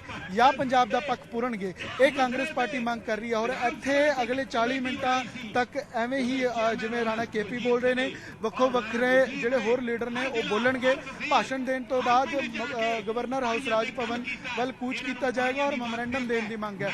ਪਰ ਇਹ ਹੈ ਕਿ ਇੱਥੋਂ 100 ਮੀਟਰ ਦੇ ਫਾਸਲੇ ਤੇ ਹੀ ਬੈਰੀਗੇਟਿੰਗ ਹੈ ਜਿੱਥੇ ਪੁਲਿਸ ਰੋਕੇਗੀ ਔਰ ਵਿਰੋਧ ਪ੍ਰਦਰਸ਼ਨ ਹੋ ਸਕਦਾ ਖਤਮ ਹੋ ਜਾਏ ਕਿਉਂਕਿ ਗਵਰਨਰ ਹਾਊਸ ਵੱਲੋਂ ਕੋਈ ਨਾ ਤਾਂ ਟਾਈਮ ਮੰਗਿਆ ਗਿਆ ਹੈ ਨਾ ਹੀ ਮੁਲਾਕਾਤ ਲਈ ਕੋਈ ਅਪਾਇੰਟਮੈਂਟ ਫਿਕਸ ਕੀਤੀ ਗਈ ਹੈ ਔਰ ਅਜਿਹੇ 'ਚ ਇਹ ਹੁੰਦਾ ਹੈ ਕਿ ਜਦੋਂ ਵਿਰੋਧ ਪ੍ਰਦਰਸ਼ਨ ਲਈ ਕੂਚ ਕੀਤਾ ਜਾਏ ਤਾਂ ਬੈਰੀਗੇਟਿੰਗ ਦੇ ਜ਼ਰੀਏ ਰੋਕ ਦਿੱਤਾ ਜਾਂਦਾ ਹੈ। ਪਰ ਇਹ ਕਿ ਜਿਹੜਾ ਭਾਸ਼ਣ ਹੁੰਦਾ ਹੈ ਜਾਂ ਮੀਡੀਆ ਨਾਲ ਗੱਲਬਾਤ ਹੁੰਦੀ ਹੈ ਉਸ ਦੇ ਜ਼ਰੀਏ ਵਿਰੋਧ ਪ੍ਰਦਰਸ਼ਨ ਆਪਣਾ ਦਰਜ ਜ਼ਰੂਰ ਕਰਵਾਇਆ ਜਾਂਦਾ ਹੈ ਵੱਖੋ ਵੱਖਰੀਆਂ ਪਾਰਟੀਆਂ ਵੱਲੋਂ।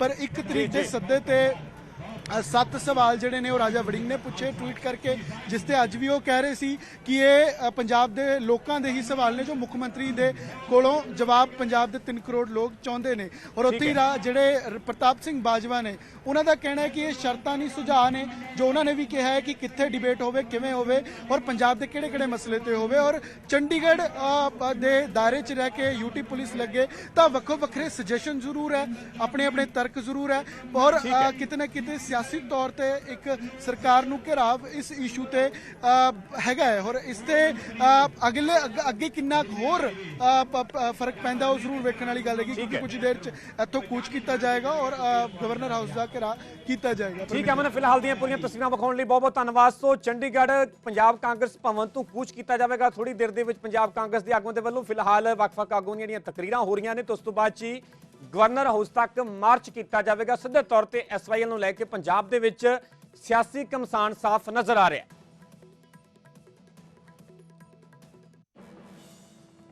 ਸੋ SYL ਤੇ ਚੱਲ ਰਹੇ ਸਿਆਸੀ ਘਮਸਾਨ ਦੇ ਵਿਚਾਲੇ ਇਹ ਵੱਡੀ ਖਬਰ ਹੈ ਕਿ ਇਸੇ ਹਫਤੇ ਵਿਧਾਨ ਸਭਾ ਦਾ ਸੈਸ਼ਨ ਬੁਲਾਇਆ ਜਾ ਸਕਦਾ ਹੈ। 2 ਦਿਨ ਦਾ ਇਹ ਵਿਧਾਨ ਸਭਾ ਸੈਸ਼ਨ ਹੋ ਸਕਦਾ ਹੈ। ਕੈਬਨਿਟ ਮੀਟਿੰਗ ਦੇ ਵਿੱਚ ਸੈਸ਼ਨ ਬੁਲਾਉਣ ਤੇ ਦਰਅਸਲ ਪਿਛਲੇ ਦਿਨ ਹੀ ਚਰਚਾ ਹੋਈ ਸੀ ਤੇ ਅੱਜ ਸਪੀਕਰ ਨੂੰ ਏਜੰਡਾ ਭੇਜਿਆ ਜਾਵੇਗਾ ਕਿਉਂਕਿ ਪਿਛਲੇ ਦਿਨ ਕੈਬਨਿਟ ਦੀ ਮੀਟਿੰਗ ਹੋਈ। ਉਸ ਤੋਂ ਬਾਅਦ ਹੀ ਮੁੱਖ ਮੰਤਰੀ ਮਾਨ ਨੂੰ ਟਵੀਟ ਕਰਦੇ ਹੋਏ ਜਾਣਕਾਰੀ ਦਿੱਤੀ ਗਈ ਸੀ ਕਿ ਜਲਦ ਵਿਧਾਨ ਸਭਾ ਦਾ ਇਜਲਾਸ ਬੁਲਾਇਆ ਜਾਵੇਗਾ ਤੇ ਇਸ ਦੇ ਵਿਚਾਲੇ ਵੱਡੀ ਜਾਣਕਾਰੀ ਹੈ ਕਿ ਇਸੇ ਹਫਤੇ ਵਿਧਾਨ ਸਭਾ ਦਾ ਸੈਸ਼ਨ ਬੁਲਾਇਆ ਜਾ ਸਕਦਾ ਹੈ। ਜੇਕਰ ਟਾਈਮਿੰਗ ਦੀ ਗੱਲ ਕੀਤੀ ਜਾਵੇ ਤਾਂ ਇੱਕ ਪਾਸੇ SYL ਦਾ ਮੁੱਦਾ ਖੂਬ ਭਖਿਆ ਹੋਇਆ ਹੈ ਸੁਪਰੀਮ ਕੋਰਟ ਦੀਆਂ ਸਖਤ ਟਿੱਪਣੀਆਂ ਤੋਂ ਬਾਅਦ ਤੇ ਇਸ ਦੇ ਵਿਚਾਲੇ ਇਹ ਸੁਭਾਵਿਕ ਹੈ ਕਿ ਵਿਧਾਨ ਸਭਾ ਦੇ ਇਜਲਾਸ ਦੇ ਦੌਰਾਨ ਵੀ ਇਹੀ ਮੁੱਦਾ ਜਿਹੜਾ ਕਿ ਜ਼ਿਆਦਾ ਗੂੰਜਦਾ ਹੋਇਆ ਨਜ਼ਰ ਆ ਸਕਦਾ ਹੈ ਤੇ ਵੱਡੀ ਜਾਣਕਾਰੀ ਹੈ ਕਿ ਇਸੇ ਹਫਤੇ ਵਿਧਾਨ ਸਭਾ ਦਾ ਸੈਸ਼ਨ ਬੁਲਾਇਆ ਜਾ ਸਕਦਾ ਜਿਹੜਾ ਕਿ 2 ਦਿਨ ਤੱਕ ਦਾ ਹੋ ਸਕਦਾ ਹੈ।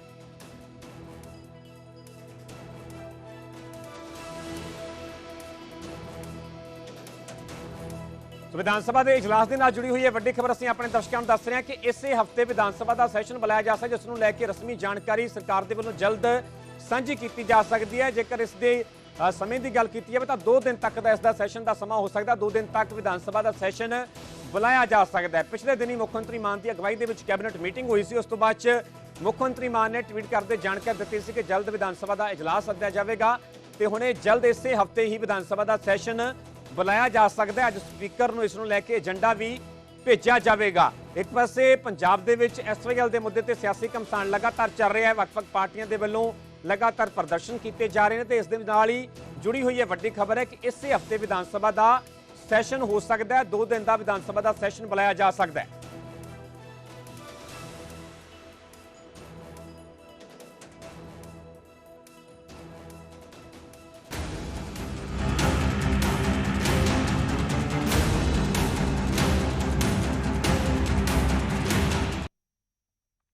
ਅਗਲੀ ਵੱਡੀ ਖਬਰ ਸੁਖਪਾਲ ਸਿੰਘ ਖਹਿਰਾ ਦੇ ਨਾਲ ਜੁੜੀ ਹੋਈ ਹੈ। ਸੁਖਪਾਲ ਖਹਿਰਾ ਦੀ ਪਟੀਸ਼ਨ ਤੇ ਪੰਜਾਬ ਸਰਕਾਰ ਨੂੰ ਨੋਟਿਸ ਜਾਰੀ ਕਰ ਦਿੱਤਾ ਗਿਆ। ਹਾਈ ਕੋਰਟ ਨੇ ਕੱਲ ਤੱਕ ਜਵਾਬ ਦਾਖਲ ਕਰਨ ਦੇ ਲਈ ਕਿਹਾ ਹੈ। ਖਹਿਰਾ ਨੇ ਆਪਣੀ ਗ੍ਰਿਫਤਾਰੀ ਨੂੰ ਦਰਅਸਲ ਗੈਰ ਕਾਨੂੰਨੀ ਦੱਸਿਆ ਹੈ। ਡਰੱਗ ਕੇਸ ਦੇ ਵਿੱਚ ਸੁਖਪਾਲ ਖਹਿਰਾ ਦੀ ਪਿਛਲੇ ਦਿਨੀ ਗ੍ਰਿਫਤਾਰੀ ਹੁੰਦੀ ਹੈ। ਫਿਲਹਾਲ ਨਾਭਾ ਜੇਲ੍ਹ ਦੇ ਵਿੱਚ ਸੁਖਪਾਲ ਖਹਿਰਾ ਬੰਦ ਨੇ ਤੇ ਆਪਣੀ ਪਟੀਸ਼ਨ ਦੇ ਵਿੱਚ ਸੁਖਪਾਲ ਸਿੰਘ ਖਹਿਰਾ ਦੇ ਵੱਲੋਂ ਕਿਹਾ ਗਿਆ ਕਿ ਉਹਨਾਂ ਨੂੰ ਇਸ ਮਾਮਲੇ ਦੇ ਵਿੱਚ ਸੁਪਰੀਮ ਕੋਰਟ ਤੋਂ ਰਾਹਤ ਮਿਲੀ ਹੈ। ਫਿਰ ਵੀ ਉਹਨਾਂ ਨੂੰ ਇਸ ਮਾਮਲੇ 'ਚ ਗ੍ਰਿਫਤਾਰ ਕਰਨਾ ਨਾ ਸਿਰਫ ਗਲਤ ਹੈ ਸਗੋਂ ਸੁਪਰੀਮ ਕੋਰਟ ਦੇ ਹੁਕਮਾਂ ਦੀ ਵੀ ਉਲੰਘਣਾ ਹੈ। ਸੁਪਰੀਮ ਕੋਰਟ ਦੇ ਹੁਕਮਾਂ ਦਾ ਸਿੱਧੇ ਤੌਰ ਤੇ ਇਸ ਪਟੀਸ਼ਨ ਦੇ ਵਿੱਚ ਸੁਖਪਾਲ ਖਹਿਰਾ ਦੇ ਵੱਲੋਂ ਹਵਾਲਾ ਦਿੱਤਾ ਗਿਆ ਤੇ ਇਸ ਦੇ ਨਾਲ ਜੁੜੀ ਹੋਈ ਇਹ ਵੱਡੀ ਖਬਰ ਹੈ ਕਿ ਸੁਖਪਾਲ ਸਿੰਘ ਖਹਿਰਾ ਦੀ ਪਟੀਸ਼ਨ ਤੇ ਪੰਜਾਬ ਸਰਕਾਰ ਨੂੰ ਨੋਟਿਸ ਜਾਰੀ ਕਰ ਦਿੱਤਾ ਗਿਆ। ਹਾਈ ਕੋਰਟ ਨੇ ਕੱਲ ਤੱਕ ਜਵਾਬ ਦਾਖਲ ਕਰਨ ਦੇ ਲਈ ਕਿਹਾ ਹੈ। ਦਰਅਸਲ ਪਿਛਲੇ ਦਿਨੀ ਹੀ ਸਾਲ 2015 ਦੇ ਡਰੱਗਸ ਕੇਸ ਦੇ ਵਿੱਚ ਸੁਖਪਾਲ ਖਹਿਰਾ ਦੀ ਉਹਨਾਂ ਦੀ ਚੰਡੀਗੜ੍ਹ ਸਥਿਤ ਰਿਹਾਇਸ਼ ਤੋਂ ਗ੍ਰਿਫਤਾਰੀ ਹੁੰਦੀ ਹੈ। ਉਸ ਤੋਂ ਬਾਅਦ ਗ੍ਰਿਫਤਾਰ ਕਰਕੇ 2 ਦਿਨ ਦਾ ਰਿਮਾਂਡ ਵੀ ਹਾਸਲ ਕੀਤਾ ਜਾਂਦਾ। ਰਿਮਾਂਡ ਖਤਮ ਹੋਣ ਤੋਂ ਬਾਅਦ 14 ਦਿਨ ਨਿਆਇਕ ਹਿਰਾਸਤ ਦੇ ਵਿੱਚ ਭੇਜ ਦਿੱਤਾ ਜਾਂਦਾ ਹੈ ਤੇ ਫਿਲਹਾਲ ਸੁਖਪਾਲ ਖਹਿਰਾ ਨਾਭਾ ਜੇਲ੍ਹ ਦੇ ਵਿੱਚ ਬੰਦ ਤੇ ਇਸ ਦੇ ਵਿਚਾਲੇ ਸੁਖਪਾਲ ਖਹਿਰਾ ਦੀ ਪਟੀਸ਼ਨ ਤੇ ਹੁਣ ਪੰਜਾਬ ਸਰਕਾਰ ਨੂੰ ਨੋਟਿਸ ਜਾਰੀ ਕੀਤਾ ਗਿਆ। ਹਾਈ ਕੋਰਟ ਨੇ ਕੱਲ ਤੱਕ ਜਵਾਬ ਦਾਖਲ ਕਰਨ ਦੇ ਲਈ ਕਿਹਾ ਹੈ ਤੇ ਖਹਿਰਾ ਨੇ ਆਪਣੀ ਗ੍ਰਿਫਤਾਰੀ ਨੂੰ ਗੈਰ ਕਾਨੂੰਨੀ ਦੱਸਿਆ ਹੈ। ਦਰਅਸਲ ਡਰੱਗ ਕੇਸ ਦੇ ਵਿੱਚ ਜਿਹੜੀ ਪਿਛਲੇ ਦਿਨੀ ਗ੍ਰਿਫਤਾਰੀ ਹੋਈ ਹੈ ਤੇ ਜੇਕਰ ਉਸ ਪਟੀਸ਼ਨ ਦੀ ਗੱਲ ਕੀਤੀ ਜਾਵੇ ਜਿਸ ਪਟੀਸ਼ਨ ਦੇ ਵਿੱਚ ਸੁਖਪਾਲ ਸਿੰਘ ਖਹਿਰਾ ਦੇ ਵੱਲੋਂ ਜ਼ਿਕਰ ਕੀਤਾ ਗਿਆ ਕਿ ਉਹਨਾਂ ਨੂੰ ਇਸ ਮਾਮਲੇ ਦੇ ਵਿੱਚ ਸੁਪਰੀਮ ਕੋਰਟ ਤੋਂ ਰਾਹਤ ਮਿਲੀ ਹੈ। ਫਿਰ ਵੀ ਉਹਨਾਂ ਨੂੰ ਇਸ ਮਾਮਲੇ ਦੇ ਵਿੱਚ ਗ੍ਰਿਫਤਾਰ ਕਰਨਾ ਨਾ ਸਿਰਫ ਗਲਤ ਹੈ ਸਗੋਂ ਸੁਪਰੀਮ ਕੋਰਟ ਦੇ ਹੁਕਮਾਂ ਦੀ ਵੀ ਉਲੰਘਣ ਹੈ।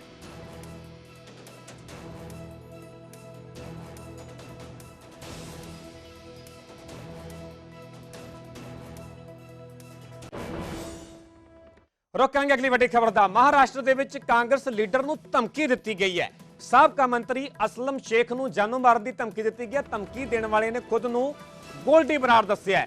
ਫੋਨ ਕਰਕੇ 2 ਦਿਨ ਦੇ ਵਿੱਚ ਜਾਨੋਂ ਮਾਰਨ ਦੀ ਧਮਕੀ ਦਿੱਤੀ ਗਈ। ਪੁਲਿਸ ਨੇ ਅਣਪਛਾਤੇ ਦੇ ਖਿਲਾਫ ਫਿਲਹਾਲ ਮਾਮਲਾ ਵੀ ਦਰਜ ਕਰ ਲਿਆ। ਪਰ ਜੇਕਰ ਗੋਲਡੀ ਬਰਾੜ ਦਾ ਜ਼ਿਕਰ ਕੀਤਾ ਜਾਵੇ, ਗੋਲਡੀ ਬਰਾੜ ਜਿਹੜਾ ਕਿ ਵਿਦੇਸ਼ ਦੇ ਵਿੱਚ ਬੈਠਾ ਹੋਇਆ ਹੈ, ਮੂਸੇਵਾਲਾ ਕਤਲकांड ਦਾ ਮਾਸਟਰਮਾਈਂਡ ਹੈ ਤੇ ਉਸ ਦੇ ਵੱਲੋਂ ਹੀ ਕਾਂਗਰਸੀ ਲੀਡਰ ਨੂੰ ਧਮਕੀ ਦਿੱਤੀ ਗਈ ਹੈ। ਸਾਬਕਾ ਮੰਤਰੀ ਅਸਲਮ ਸ਼ੇਖ ਨੂੰ ਜਾਨੋਂ ਮਾਰਨ ਦੀ ਧਮਕੀ ਦਿੱਤੀ ਗਈ ਹੈ ਤੇ ਧਮਕੀ ਦੇਣ ਵਾਲੇ ਨੇ ਖੁਦ ਨੂੰ ਗੋਲਡੀ ਬਰਾੜ ਦੱਸਿਆ। ਖੈਰ ਇਹ ਜਾਂਚ ਦਾ ਵਿਸ਼ਾ ਕਿ ਆਖਿਰਕਾਰ ਗੋਲਡੀ ਬਰਾੜ ਦਾ ਸਿਰਫ ਜ਼ਿਕਰ ਕੀਤਾ ਜਾ ਰਿਹਾ ਹੈ ਜਾਂ ਖੁਦ ਗੋਲਡੀ ਬਰਾੜ ਦੇ ਵੱਲੋਂ ਧਮਕੀ ਦਿੱਤੀ ਗਈ ਹੈ। ਫਿਲਹਾਲ ਪੁਲਿਸ ਦੇ ਵੱਲੋਂ ਇਸ ਮਾਮਲੇ ਦੀ ਜਾਂਚ ਕੀਤੀ ਜਾ ਰਹੀ ਹੈ। ਦੱਸਿਆ ਜਾ ਰਿਹਾ ਕਿ ਫੋਨ ਕਰਕੇ 2 ਦਿਨ ਦੇ ਵਿੱਚ ਜਾਨੋਂ ਮਾਰਨ ਦੀ ਧਮਕੀ ਦਿੱਤੀ ਜਾਂਦੀ ਹੈ। ਫਿਲਹਾਲ ਪੁਲਿਸ ਵੱਲੋਂ ਕਾਰਵਾਈ ਵੀ ਕੀਤੀ ਗਈ ਹੈ। ਅਣਪਛਾਤੇ ਦੇ ਖਿਲਾਫ ਕੇਸ ਦਰਜ ਕਰ ਲਿਆ ਗਿਆ।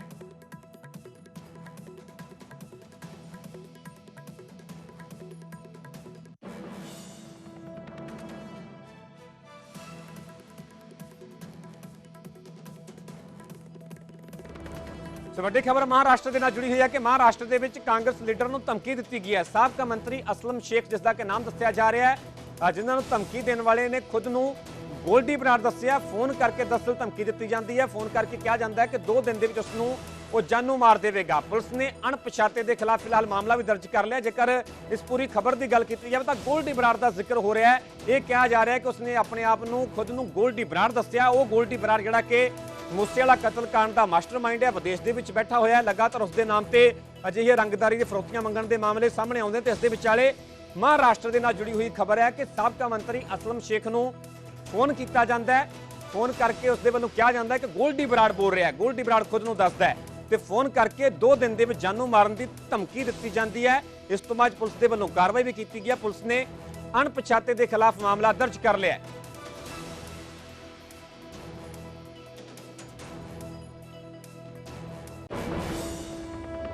रुक करेंगे अगली बड़ी खबर दा। खबर सुपरस्टार शाहरुख खान दे नाल जुड़ी हुई है कि सुपरस्टार शाहरुख खान की जान नूं खतरा है।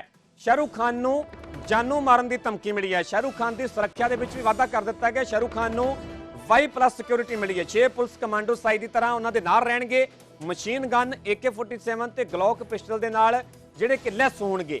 सिक्योरिटी का खर्चा खुद शाहरुख खान के वालों चुक्या जाएगा। शाहरुख के घर भी हर वेले 4 हथियारबंद पुलिसकर्मी तैनात रहणगे। अजिहियां रिपोर्ट्स ने कि 2 फिल्मां बेहद हिट होने तो बाद शाहरुख खान की जान नूं खतरा वध गया, जिस करके उन्हां दी सुरक्षा दे विच वाधा किया गया। Y+ सिक्योरिटी दी गई है। 6 पुलिस कमांडो जिहड़े कि उन्हां दे नाल हमेशा तैनात रहणगे ते पूरी सिक्योरिटी का खर्चा भी शाहरुख खान खुद दे वल्लों उन्हां वल्लों चुक्या जाएगा।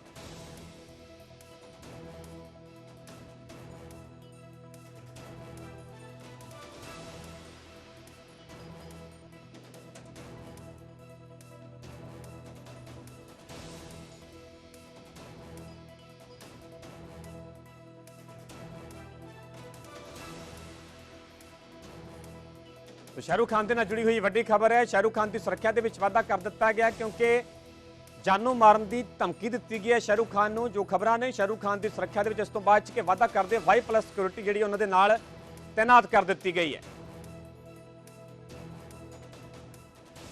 अगे बढ़ांगे तो गल करांगे जलंधर दे विच वापरे वड्डे हादसे की। वो दर्दनाक हादसा जिस दे विच कि परिवार के 6 लोगों की 6 जीआं की 6 मैंबरां की मौत हो गई। फ्रिज कंप्रैशर ते LPG सिलेंडर दरअसल धमाका होंदा है ते धमाके तो बाद घर दे विच जबरदस्त अग लग जाती है। 3 बच्चे, माता पिता ते दादे की इस दर्दनाक हादसे दे विच मौत हो गई। झुलसण अते दम घुटण दे करके बजुर्ग की मौत हुई है ते बजुर्ग दादी हस्पताल दे विच भर्ती है। लोगों ने अग देख के पुलिस ते फायर ब्रिगेड नूं सूचना दी। फायर ब्रिगेड ने पहुंच के परिवार के जीआं नूं बाहर कढिया ते हस्पताल लिजाए जाण ते डॉक्टरां ने 5 नूं मृत ऐलान दिता, जबकि बच्चों के पिता की इलाज के दौरान मौत हो गई। दस्सिया जा रहा है कि फ्रिज के विचों गैस लीक होकर ब्लास्ट हो गया, जिस तो बाद नाल पे सिलेंडर के विच भी धमाका हो जाता है। 5 तस्वीरां विखा रहे हैं, ये पूरे दर्दनाक मंजर नूं बयान कर रही ने। दर्दनाक हादसा घर दे विच किवें वापरदा कि अजिहा हादसा अजिही काली रात साबित हुई इस परिवार के लिए कि परिवार के 7 जी सन, 7 मैंबर सन। 7 मैंबरां दे विचों 6 जीआं की दर्दनाक मौत हो गई तो बजुर्ग दादी जिसनूं कि गंभीर हालत दे विच हस्पताल दे विच भर्ती करवाया गया।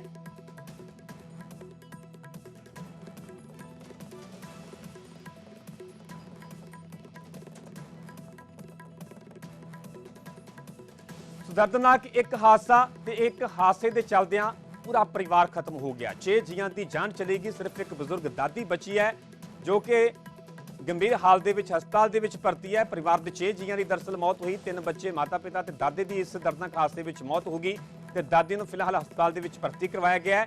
जेकर वजह की हुण तक की गल कीती जावे तां फ्रिज कंप्रैशर ते LPG सिलेंडर दे विच धमाका हुंदा है। ब्लास्ट तो बाद घर नूं जबरदस्त भयानक अग लग जाती है। हालांकि मौके ते फायर विभाग नूं सूचित किया जाता है। फायर ब्रिगेड दीयां गड्डियां भी मौके ते पहुंचियां। दस्सिया जा रहा है कि जगह थोड़ी तंग होने के कारण फायर ब्रिगेड दीयां गड्डियां नूं उत्थों तक पहुंचण दे विच भी मशक्कत का सामना करना पिया। उदों तक काफ़ी देर हो चुकी सी ते इस दर्दनाक हादसे दे विच परिवार के 6 मैंबरां की जान चली गई। एक बहुत ही मंदभागी घटना वापरी है। तुहानूं दस दईए कि इस समय असीं जलंधर के अवतार नगर विच मौजूद है, जिथे कि कल रात का समा सीगा जदों पूरा परिवार बैठ के आस्ट्रेलिया ते इंडिया का मैच देखदा पिया सीगा ते उस दौरान जिहड़ा कि ब्लास्ट हुंदा हैगा ते घर दी बजुर्ग उस वक्त घर दे बाहर बैठी हुई सी ते उन्हां नूं आवाज़ आती तो उस तो बाद उच्ची उच्ची चीखना शुरू करदे कि घर विच कोई होया कुछ होया वै। तो उस तो बाद देखिया जांदा है कि अग की जिहड़ी कि लपटां वै वो देखने को मिलती है, जिस तो बाद मुहल्ला निवासी इकट्ठे होंदे हैगे। फायर ब्रिगेड की टीम में बुलाया जाता है तो परिवार के 6 सदस्य जिहड़े कि इंद्रपाल, उन्होंने पिता, उन्होंने पत्नी ते 3 बच्चे जिहड़े कि अंदर फसे होंदे ते उन्होंने बाहर कढ़िया जाता ते बॉडी उसी वक्त ही काफ़ी जल जाती। तो उस तो बाद उन्होंने जिहड़ा कि सिविल हस्पताल जिहड़ा कि पहुँचाया जाता वै ते उत्थे हुण जिहड़ी कि जानकारी मिल रही कि 6 ਦੇ 6 मैंबर जिहड़ी कि है मौत हो चुकी है, लेकिन हजे तक कोई भी अधिकारिक तौर पर पुष्टि नहीं हुई है। इस वक्त तस्वीरें दिखा देने घर के बाहर दी। इस वक्त जो माहौल तुहानूं दिखा देने कि जिहड़े पूरे रिश्तेदार जिहड़े मुहल्ला निवासी वो इत्थे पहुंचे हुए हैं, क्योंकि मीडिया नूं ज़्यादा अगे जाण दा नहीं दिता जा दे रहा, क्योंकि परिवार के समय कैसे संकट का माहौल है। पूरे परिवार का रो रो के बुरा हाल है, खास करके उन्होंने माता का, क्योंकि हुण कल्ली जिहड़ी कि घर विच बची है। उन्होंने सामने उन्होंने पोतियां, उन्होंने पोता, उन्होंने बेटा, उन्होंने नूंह ते उन्होंने जिहड़े पति है वो हुण मौत हो चुकी हुई है। तो उन्होंने कहना है कि कल रात जिहड़ा कि है सिविल हस्पताल में जिहड़े कि उन्होंने बेटे सीगे इंद्रपाल, काफ़ी देर तक डॉक्टर ने कोशिश की कि उन्होंने जान बचाई जाए, लेकिन सवेर होंदे होंदे तक जिहड़ी कि उन्हों की भी जिहड़ी कि है मौत हो चुकी है। फिलहाल इस समय पुलिस दी टीमां जिहड़ी कि मौके पर पहुंचिया हुई हैं ते वो जिहड़ी कि कोशिश कर रही है कि पता लग सके कि आखिर कारण की बने, क्योंकि जो पहली जांच पता लग रहा है कि फ्रिज विच जिहड़े कि धमाका होया है तो उस तो बाद सिलेंडर भी कोल पिया सीगा तो उस कारण जिहड़े कि कोई बड़ा धमाका होया। लेकिन हजे तक पुलिस का ही कहना है कि फोरेंसिक टीमां ने जिहड़े कि सैंपल लिते है तो जो रिपोर्ट आऊगी तो उस तो बाद ही कोई गल आखी जा सकती है। इस वक्त तस्वीरां 'च तुसीं देख सकते हो कि माहौल जिहड़ा कि है परिवार वालियां दा रो रो के बुरा हाल होया पिया है। रिश्तेदार जिहड़े कि इत्थे पहुंचे हुए ने ते पुलिस के भी कई अधिकारी इस वक्त इतने पहुंचे हुए हैं, क्योंकि रात को भी कल इतने MP सुशील कुमार रिंकी तो होर कई विधायक इतने पहुंचे थे जिहड़े कि माता नूं जिहड़े कि सहारा दे रहे थे। तो बार बार कोशिश की जा रही थी कि उन्होंने जिहड़े कि संभालिया जा सके, क्योंकि वो कल्ले सदस्य पूरे परिवार में हुण बचे है कि पूरा परिवार ही कह सकते कि एक रात विच खत्म हो गया है। तुसीं तस्वीरां 'च देख सकते हो कि लगातार इत्थे उन्होंने रिश्तेदार और इत्थे उन्होंने आस पड़ोस के लोग जिहड़े कि इत्थे पहुंच गए। ये घर है, तस्वीर दिखा दें तुहानूं ਤੁਸੀਂ ਦੇਖ ਸਕਦੇ ਹੋ ਕਿ ਯਸ਼ਪਾਲ ਨਿਵਾਸ, ਕਿਉਂਕਿ ਇਸ ਘਰ ਵਿੱਚ ਜਿਹੜੇ ਕਿ ਧਮਾਕਾ ਹੋਇਆ ਸੀਗਾ, ਕਿਉਂਕਿ ਕਿਹਾ ਜਾ ਰਿਹਾ ਕਿ ਗਲੀ ਛੋਟੀ ਹੈਗੀ ਤੇ ਫਾਇਰ ਬ੍ਰਿਗੇਡ ਨੂੰ ਵੀ ਪਹੁੰਚਣ 'ਚ ਟਾਈਮ ਲੱਗਿਆ ਸੀਗਾ।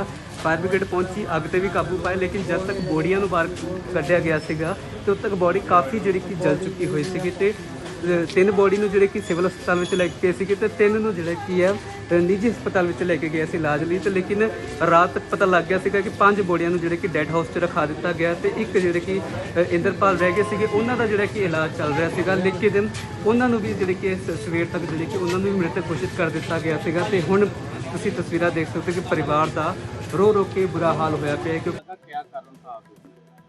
नहीं अभी कुछ थोड़ा जो हमने अंदर रात को देखा था, एक फ्रिज है, फ्रिज में ब्लास्ट हुआ है। फ्रिज का जो फ्रंट डोर है वो मतलब आगे गिर गया और फ्रिज पूरी तरह बर्न हो गई, डिस्ट्रॉय हो गई। उसका सिर्फ लोहे का ढांचा रह गया और उसी के कारण अंदर जो गैस पैदा हुई, ये कौन सी गैस पैदा हुई, उसी के साथ जो थोड़ी आग लगी और उसमें जो गैस का हमको जो पता लगा, जो गैस चढ़ने से दम घुटने से जैसे अंदर गैस गई वैसे वैसे ਸਰ ਕੁਛ ਨਹੀਂ, ਇੱਕ ਸਰਕਟ ਹੋ ਰਿਹਾ ਦੇ ਵਿੱਚ ਨਾ ਤਾਰਾਂ ਸ਼ਾਰਟ ਹੋਈਆਂ ਵਾ, ਲੋਕਾਂ ਦਾ ਸਮਾਨ ਖਰਾਬ ਹੋਇਆ, ਘਰ ਦਾ ਹੋਇਆ ਵਾ ਤੇ ਸਾਹਮਣੇ ਘਰ ਵਾਲੇ ਤਾਂ ਇਹੀ ਕਹਿੰਦੇ ਪਏ ਤਾਰਾਂ ਸ਼ਾਰਟ ਹੋ ਗਈਆਂ। ਤਾਰਾਂ ਸ਼ਾਰਟ ਹੋਣ ਦੇ ਨਾਲ ਫ੍ਰੀਜ਼ਰ ਪਿਆ ਸੀ, ਫ੍ਰੀਜ਼ਰ ਨੂੰ ਕੰਪਰੈਸ਼ਰ ਨੂੰ ਅੱਗ ਪੈ ਗਈ, ਕੰਪਰੈਸ਼ਰ ਨੂੰ ਅੱਗ ਪੈਣ ਨਾਲ ਕੰਪਰੈਸ਼ਰ ਫਟ ਗਿਆ। ਫਟਣ ਦੇ ਨਾਲ ਜਿਹੜੀ ਗੈਸ ਸੀਗੀ ਉਹ ਗੈਸ ਤਾਂ ਹੀ ਚੜ ਗਈ ਉਹਨਾਂ ਨੂੰ। ਗੈਸ ਚੜਨ ਦੇ ਕਰਕੇ ਕਿਸੇ ਨੂੰ ਮੌਕਾ ਨਹੀਂ ਉੱਠਣਾ ਮਿਲਿਆ ਜੀ। ਚਾਚਾ ਜੀ ਬੈੱਡ ਤੇ ਕਹਿੰਦੇ ਪਏ। ਅੱਗੇ ਵਧਾਂਗੇ ਤੇ ਸਿੱਧਾ ਰੁਖ ਕਰਾਂਗੇ ਦਿੱਲੀ ਦਾ, ਜਿੱਥੇ ਕਿ ਚੋਣ ਕਮਿਸ਼ਨ ਦੇ ਵੱਲੋਂ ਪ੍ਰੈਸ ਕਾਨਫਰੰਸ ਕੀਤੀ ਜਾ ਰਹੀ ਹੈ। Enforcement agencies would get collated and we hope would also get analyzed on a far more real-time basis so that we can take corrective actions and we can nudge them or we can appreciate them. In this reference, we have got some check post established which is in Mizoram, Chhattisgarh, Madhya Pradesh, Rajasthan, Telangana, in all 940 check posts. These 940 check posts belong to different enforcement agencies, which is namely by and large police, state police, excise, commercial taxes, forest and transport. तो इन सब पांचों की जो powers हैं वो अपने अपने act के अंदर में अलग अलग पावर्स हैं. Now what we have directed them to do a coordinated effort, pool their resources, establish synergies. पांचों एक साथ मिलके काम करें और क्या काम करें इन 940 प्लस चेक पोस्ट पर. इंटरस्टेट बॉर्डर्स में they will keep a very strong watch and we have almost told them to dry up inflow of cash, liquor and drugs. आपको जब पिछले कर्नाटका इलेक्शन हुआ तो वहाँ जाने के बाद जब हम रिव्यू करके आए तो जो 2018 का सीजर था वो एमसीसी अनाउंस होने तक उससे ज़्यादा स्टेट गवर्नमेंट ऑफिशियल्स ने कर दिया था. So this is a renewed focus and all the checking of cargo movement through non-scheduled chartered flights. This we will issue the guidelines also in greater detail. ऐसी संभावना होती है कि जो पैसेंजर्स के अलावा कार्गो मूवमेंट्स है उसमें भी कुछ ना कुछ इन पोल बाउंड स्टेट्स में कोई मटेरियल इंड्यूसमेंट के थ्रू जा सकता है. कार्गो के पार्सल्स का रेलवे और पोस्टल डिपार्टमेंट के थ्रू भी चेकिंग शुरू हो. Money Power, all these agencies have been strictly asked to keep strict vigil and report in the system which we have stated just before this. Number of observers will be deputed, the general observers, police observers and the expenditure observers, and adequate CAPF. Similarly, the directions again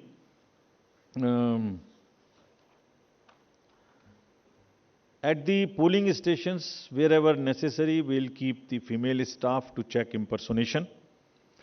We will keep polling parties to move only in the official vehicles, ताकि जैसे पिछले चुनाव में एक आध जगह एक private vehicle में बैठ गए थे उस तरह की घटना ना हो. ये भी कहा गया है स्पेसिफिकली कि वोटर इंफॉर्मेशन स्लिप्स को चुनाव से कम ऐसा नहीं कि पहले दिन या दूसरे दिन में ही दें, एक आध हफ्ता पहले कम से कम जरूर बांट दें, so that people can know which booth, which place, though we request them to check that much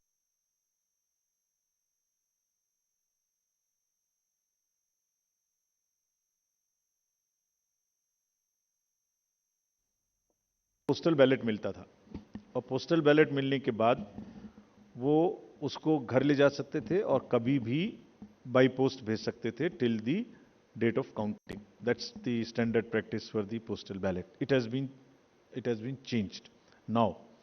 ये इसलिए कि बहुत सारे पोलिंग पर्सनल्स कुछ स्टेट में कंबाइन होके पोस्ट पोल अपनी कोई न्यूसेंस वैल्यू क्रिएट करते हैं, बिकॉज मार्जिन्स बहुत कम होते हैं. तो अगर 100, 200, 400 लोग भी मिल जाएं तो वो इन्फ्लुएंस कर सकते हैं. So this could be A post pole opportunity for some to influence the voters or influence the results. Therefore, all of them now onwards in all the elections will vote only at the facilitation center when they come for training. This is before, so this will be physically collected, and the postal ballot facility is available in the same sense but at the facilitation center. Next. Now coming to friends, after mentioning that we are focusing far more on the inducement-free elections, because money power is one thing which we want to restrict, we now will come to the schedule which you are awaiting, state by state. And now to start with from the Mizoram, the date of poll will be 7th November, and date of counting would be 3rd, which is common of course for all these states, and elections in all these states would be completed by 5th of December. So date of poll is 7th November. Similarly, in case of Chhattisgarh, the elections would be in 2 phases. The date of poll would be 7th November and 17th November. The nominations after Mizoram in the for the first phase of the Chhattisgarh would happen on 20th, the 13th, and the last date would be 20th. Date of poll being 7th November, and for phase 2, 17th November. In Madhya Pradesh, this coincides with the second phase of Chhattisgarh, and date of poll would be 7th November. So, first Mizoram and the first phase of Chhattisgarh, then second phase of Chhattisgarh, and one phase in Madhya Pradesh. Thereafter, Rajasthan, where the date of poll will be 23rd November in one phase entirely in Rajasthan. The date of issue of Gazette notification would be 30th October, and date of counting for everyone being 3rd of December.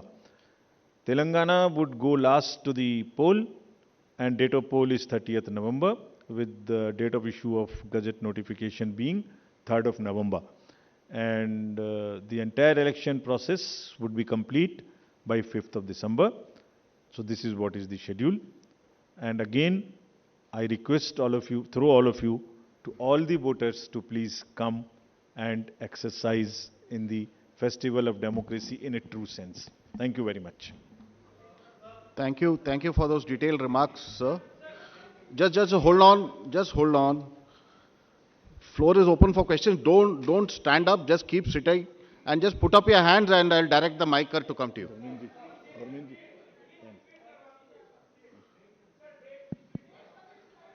ये पांचों slides की date वैसे अभी आपको भेज दिया होगा. So it's being tweeted to you. It's being tweeted, but हम दोबारा रिपीट कर दीजिए. Yeah. Mizoram visible to all. Next.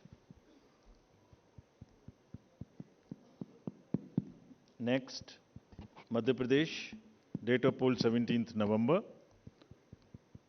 Rajasthan, 23rd November. And Telangana, 30th November. We are doing counting on 3rd of December and finishing the entire election exercise on 5th of December 23. Yeah, floor is open for questions.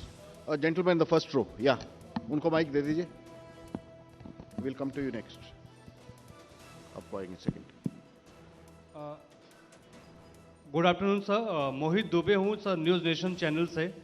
Sir मेरा सवाल ये है कि खासतौर पे अगर छत्तीसगढ़ और तेलंगाना के परिप्रेक्ष्य में है, छत्तीसगढ़ में 2 चरणों में आप मतदान करा रहे हैं, नक्सल प्रभावित इलाका है कई, सरकार का दावा है कि नक्सलिज्म तो हमने ख़त्म कर दिया है, लेकिन इस बार भी आप 2 चरणों में मतदान करा रहे हैं। कितनी बड़ी चुनौती जो है नक्सल प्रभावित इलाकों में होगी आपको मतदान कराने के मद्देनज़र, क्योंकि 7 राज्यों की सीमा छत्तीसगढ़ से जुड़ती है जैसा आपने कहा।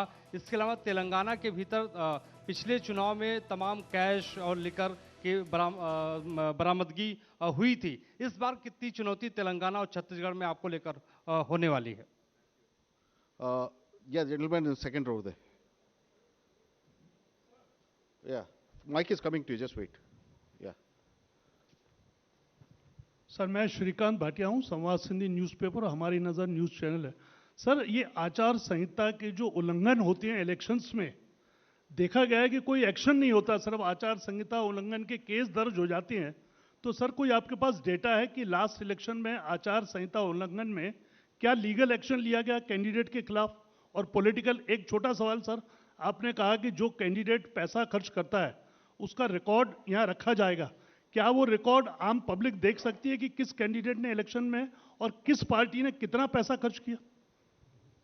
Yeah, gentleman in the second row there, in the middle of that row, please. Sir, मैं प्रदीप कुमार, टोटल न्यूज़ से। सर, मेरा सवाल यह है कि आपने आपराधिक छवि वालों का जो जिक्र किया है और उसको लेकर जो एक्शन की बात की है और जो प्रचार भी करना होगा उनको 3 बार बताना, लेकिन क्या ऐसे आपराधिक छवि वाले, उनकी रोकथाम को लेकर इसके अलावा आपके पास क्या उपाय रहेगा, और अगर जानकारी नहीं मिलती तब एक्शन क्या होगा?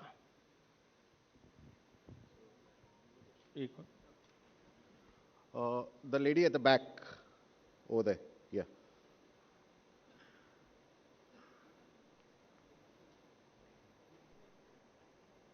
Yeah, give it to the lady. Yeah. Amitu Jain from The Wire. मेरा सवाल इलेक्ट्रल रोल्स की प्योरिटी को लेके है। आपने बोला है कि जो BLO होगा वो जो डेटा है वो अपडेट करेगा।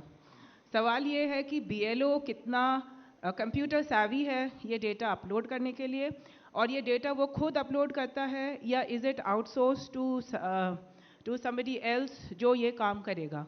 और if it is outsourced, then what is the procedure that is followed for outsourcing this work to somebody who would be uploading this data?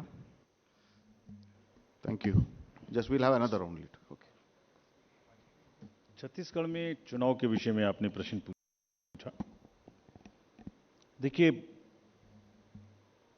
हर नागरिक को, हर वोटर को हम रजिस्टर करें और हर वोटर के पास में हम बूथ लेके जाएं ताकि वो अपना वोट डाल सके और उसको सारी सूचना जो उसको इन्फॉर्म डिसीजन लेने के लिए आवश्यक है वो उस तक पहुंचाएं।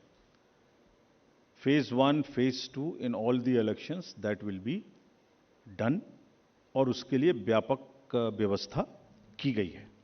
इसलिए हमें सबको अपील है कि वो सब वोट देने आएं, और जो जहां भी जितनी भी सुविधाएं और जितनी भी सुरक्षा देने का जरूरत है वो असेसमेंट करके उतनी वहां प्रोवाइड की जाएगी। कैश और freebies, cash, freebies, drugs, liquor, consumable goods, ये मेनेस है। हम लोग उसके प्रति पूरी तरीके से सजग हैं। Just give U A small figure, जो अभी पीछे 6 इलेक्शंस हुए हैं उसमें अगर मैं आपको अलग से भी दिलवा दूंगा, लेकिन लगातार उनमें वृद्धि का जो प्रतिशत है, in some states it is up to 6000%, but in average it is, मैं बताता ही हूं आपको exact. Karnataka was 83 crores in 2017. First, I will speak the last election figure, then the recent. 83, which has increased to 384 crores. Tripura was 1.79 crores, increased to 45 crores. और त्रिपुरा में violence, you all remember, 0, repoll 0, and this was the kind of improvement in the seizures. So what we are trying to do is to improve the overall environment of elections, be it violence, be it freebies, be it the ease of voting for the thing, be it the improvement in the human face of the entire electoral roll, transgenders, PBTGs. So it's an overall qualitative and quantitative change in the electoral roll, also in the way elections are held. Nagaland, 4 crore to 50 crore. We used to be concentrating more on the peaceful elections, which happened there. Simultaneously, this also happened. Meghalaya, 1.1 to 74 crores. All these figures we will get put on the social media also. Gujarat, 27 crores to 800 crores. We caught huge drugs factory. Similarly, in UP elections, it was caught through the seas. HP, 9 crore to 57. Uttarakhand, 6 to 18. So, likewise, in all these states, and therefore, are very strict instructions to all the enforcement agencies, and we mean business. We have told them. It is not that हमने बोला और हम बोल के उनको वापस चले आए, नहीं. Railways, airports, private airfields, private unscheduled flights, drugs, borders, national and international, both. Storage of godown, in the godowns. All godowns have been identified by the enforcement agencies in each of these states where there could be a possibility of storage of any material of freebie. So, I think you will get to see the results and then decide for yourself, as I have explained about the 7-8 states. So, we are committed, and also more responsibility on us to prove this in these 5 elections, because we want to go clean and far more into the 24 elections. आचार संहिता का election आपने उल्लंघन पूछा. आचार संहिता का उल्लंघन जैसे जैसे होता है उस पर हर एक पर कार्रवाई होती है. आप देखने से शायद रह गए होंगे, ये सब उपलब्ध हैं और उसमें लार्ज नंबर में हर स्टेट्स में हुई हैं. लोगों को जिन्होंने कहा है उनको वार्निंग्स दी गई हैं, केसेस हुए हैं, और उन केसेस को हम जब भी वहाँ जाते हैं रिव्यू करते हैं. आपराधिक छवि के लोगों के बारे में जो प्रश्न पूछा गया, उनको वो एडवर्टाइजमेंट देना मस्ट है. That is what is the extent legal provisions as of now, regulatory framework, that उनके बारे में बताना वोटर्स को, ये हमारा कार्य है. जब एक बार वोटर को बताया तो उसको इन्फॉर्म चॉइस कि वो किसको वोट देंगे, ये उनका कार्य है.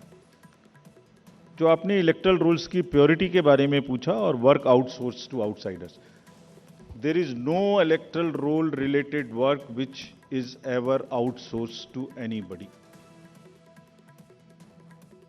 ਸੋ 5 ਸੂਬਿਆਂ ਦੇ ਵਿੱਚ ਚੋਣ ਬਿਗਲ ਵੱਜ ਚੁੱਕਾ ਹੈ. ਚੋਣ ਕਮਿਸ਼ਨ ਦੇ ਵੱਲੋਂ 5 ਸੂਬਿਆਂ ਦੇ ਵਿੱਚ ਵਿਧਾਨ ਸਭਾ ਚੋਣਾਂ ਦਾ ਐਲਾਨ ਕਰ ਦਿੱਤਾ ਗਿਆ. 7 ਨਵੰਬਰ ਨੂੰ ਮਿਜ਼ੋਰਮ ਦੇ ਵਿੱਚ ਚੋਣਾਂ ਹੋਣਗੀਆਂ. ਛੱਤੀਸਗੜ੍ਹ ਦੇ ਵਿੱਚ 2 ਪੜਾਅ ਦੇ ਵਿੱਚ ਚੋਣਾਂ ਹੋਣਗੀਆਂ. ਪਹਿਲੇ ਪੜਾਅ ਦੀ ਗੱਲ ਕੀਤੀ ਜਾਵੇ ਤਾਂ 7 ਨਵੰਬਰ ਤੇ ਛੱਤੀਸਗੜ੍ਹ ਦੇ ਦੂਜੇ ਪੜਾਅ ਦੇ 17 ਨਵੰਬਰ ਨੂੰ ਚੋਣਾਂ ਹੋਣਗੀਆਂ. ਗੱਲ ਰਾਜਸਥਾਨ ਦੀ ਕੀਤੀ ਜਾਵੇ, ਪੰਜਾਬ ਦੇ ਨਾਲ ਬਿਲਕੁਲ ਗਵਾਂਢੀ ਸੂਬਾ ਲੱਗਦਾ ਹੈ ਰਾਜਸਥਾਨ, ਜਿਸ ਦੇ ਵਿੱਚ ਕਿ 23 ਨਵੰਬਰ ਨੂੰ ਚੋਣਾਂ ਹੋਣ ਜਾ ਰਹੀਆਂ ਨੇ. ਮੱਧ ਪ੍ਰਦੇਸ਼ ਦੇ ਵਿੱਚ 17 ਨਵੰਬਰ, ਤੇਲੰਗਾਨਾ ਦੇ ਵਿੱਚ 30 ਨਵੰਬਰ ਤੇ 3 ਦਸੰਬਰ ਨੂੰ 5 ਸੂਬਿਆਂ ਦੇ ਚੋਣਾਂ ਦੇ ਨਤੀਜੇ ਐਲਾਨੇ ਜਾਣਗੇ. ਚੋਣ ਕਮਿਸ਼ਨ ਦੇ ਵੱਲੋਂ 5 ਸੂਬਿਆਂ ਦੇ ਵਿੱਚ ਚੋਣਾਂ ਦਾ ਐਲਾਨ ਕਰ ਦਿੱਤਾ ਗਿਆ.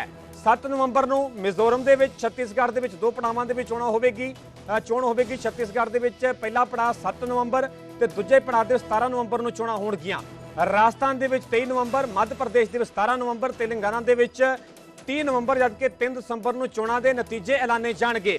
ਸੋ ਇਹ ਵੱਡਾ ਚੋਣ ਬਿਗਲ ਕਿਹਾ ਜਾ ਸਕਦਾ ਹੈ, ਕਿਉਂਕਿ ਇਸ ਤੋਂ ਬਾਅਦ ਠੀਕ ਲੋਕ ਸਭਾ ਚੋਣਾਂ ਹੋਣੀਆਂ ਤੇ ਲੋਕ ਸਭਾ ਚੋਣਾਂ ਤੋਂ ਪਹਿਲਾਂ 5 ਸੂਬਿਆਂ ਦੇ ਵਿੱਚ ਵਿਧਾਨ ਸਭਾ ਚੋਣਾਂ ਹੋਣ ਜਾ ਰਹੀਆਂ, ਜਿਸ ਨੂੰ ਲੈ ਕੇ ਪੂਰੀ ਤਿਆਰੀ ਖਿੱਚੀ ਜਾ ਰਹੀ ਹੈ ਵੱਖ-ਵੱਖ ਸਿਆਸੀ ਪਾਰਟੀਆਂ ਦੇ ਵੱਲੋਂ. ਜੇਕਰ ਵੱਖ-ਵੱਖ ਸੂਬਿਆਂ ਦੇ ਵਿੱਚ ਸੱਤਾ ਧਿਰ ਦੀ ਗੱਲ ਕੀਤੀ ਜਾਵੇ ਤਾਂ ਛੱਤੀਸਗੜ੍ਹ ਦੇ ਵਿੱਚ ਜਿੱਥੇ ਕਿ ਕਾਂਗਰਸ ਸੱਤਾ ਧਿਰ ਦੇ ਵਿੱਚ ਹੈ, ਰਾਜਸਥਾਨ ਦੇ ਵਿੱਚ ਕਾਂਗਰਸ ਸੱਤਾ ਧਿਰ ਦੇ ਵਿੱਚ ਹੈ, ਮੱਧ ਪ੍ਰਦੇਸ਼ ਦੇ ਵਿੱਚ ਜਿਹੜੇ ਕਿ ਬੀਜੇਪੀ ਸੱਤਾ ਧਿਰ ਦੇ ਵਿੱਚ ਹੈ. ਤੇਲੰਗਾਨਾ ਦੀ ਗੱਲ ਕੀਤੀ ਜਾਵੇ ਤਾਂ ਉੱਥੇ ਜਿਹੜੇ KCR ਮੁੱਖ ਮੰਤਰੀ ਨੇ, ਭਾਰਤ ਰਾਸ਼ਟਰੀ ਜਿਹੜੀ ਸਮਿਤੀ ਆ ਉਹ ਸੱਤਾ ਧਿਰ ਹੈ. ਇਸ ਤੋਂ ਇਲਾਵਾ ਮਿਜ਼ੋਰਮ ਦੀ ਗੱਲ ਕੀਤੀ ਜਾਵੇ ਤਾਂ ਉੱਥੇ ਮਿਜ਼ੋ ਨੈਸ਼ਨਲ ਫਰੰਟ ਸੱਤਾ ਧਿਰ ਦੇ ਵਿੱਚ ਹੈ. ਜੇਕਰ 5 ਵੱਖ-ਵੱਖ ਸੂਬਿਆਂ ਦੀ ਗੱਲ ਕੀਤੀ ਜਾਵੇ, ਸੱਤਾ ਧਿਰ ਦੀ ਗੱਲ ਕੀਤੀ ਜਾਵੇ. ਖੈਰ ਵੇਖਣਾ ਹੋਵੇਗਾ ਚੋਣਾਂ ਤੋਂ ਬਾਅਦ 'ਚ 3 ਦਸੰਬਰ ਨੂੰ ਇਹਨਾਂ 5 ਸੂਬਿਆਂ ਦੇ ਵਿੱਚ ਕਿਸ ਤਰ੍ਹਾਂ ਦੇ ਚੋਣ ਨਤੀਜੇ ਵੇਖਣ ਨੂੰ ਮਿਲਦੇ ਨੇ. ਪਰ ਆਪਣੇ ਆਪ ਦੇ ਵਿੱਚ ਇਹ 2024 ਦਾ ਲੋਕ ਸਭਾ ਚੋਣਾਂ ਦਾ ਸੈਮੀਫਾਈਨਲ ਕਿਹਾ ਜਾ ਸਕਦਾ ਹੈ ਕਿ 5 ਸੂਬਿਆਂ ਦੇ ਵਿੱਚ ਵਿਧਾਨ ਸਭਾ ਚੋਣਾਂ ਦਾ ਐਲਾਨ ਕਰ ਦਿੱਤਾ ਗਿਆ, ਕਿਉਂਕਿ ਜੇਕਰ ਲੋਕ ਸਭਾ ਚੋਣਾਂ ਦੀ ਗੱਲ ਕੀਤੀ ਹੈ, ਹਾਲਾਂਕਿ ਅਲਾਇੰਸ ਜਿਹੜਾ ਕਿ ਇੰਡੀਆ ਅਲਾਇੰਸ ਨਾਮ ਦਾ ਜਿਹੜਾ ਗੱਠਜੋੜ ਹੈ